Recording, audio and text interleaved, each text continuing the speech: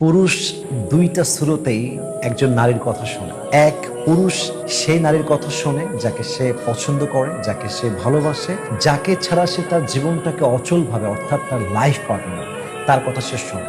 আর আরেক স্রোত হচ্ছে পুরুষ সেই নারীর কথা শোনে যার সঙ্গে তার কোনো একটা স্বার্থ থাকে, যাকে দিয়ে সে তার কোনো একটা কাজ উদ্ধার করতে চায়, যাকে দিয়ে সে তার কোনো একটা মতলব পূরণ করতে চায়। এই দুইটা স্রোত ছাড়া আমি পুরুষ হয়ে বলছি, পুরুষ কোনো নারীর কথা দুই পয়সা গ্রাহ্য করে না। এই জন্য কোনো পুরুষ যদি আপনার কথা শোনে, বুঝবেন যে হয় যে কোনো দুইটা কারণ এখানে আছে। হয় সে আপনার কাছে তার স্বার্থ পূরণ করতে চায়, অথবা সে আপনাকে একজন লাইফ পার্টনার হিসেবে সবচেয়ে বেশি ভালোবাসে। এই জন্য নিজেকে নিজের জায়গা থেকে ভেবে নিন যে আপনি আসলে কোন লেভেলে আছেন। যদি প্রথম লেভেলে থাকেন, অর্থাৎ আপনার পুরুষের সবচেয়ে কাছের, পছন্দের, ভালোবাসার নারী আপনি, কিপ ইট কন্টিনিউ, নিজের সম্মান মর্যাদা ধরে রাখেন। আর যদি আপনি সেকেন্ড ক্যাটাগরিতে আসেন, অর্থাৎ পুরুষ আপনার থেকে স্বার্থ উদ্ধার করতে চায়, মেহেরবানি করে কথা শুনছে বলেই পটে যাবেন না, সবকিছু দিয়ে দিবেন না, বিশ্বাস করে ফেলবেন না।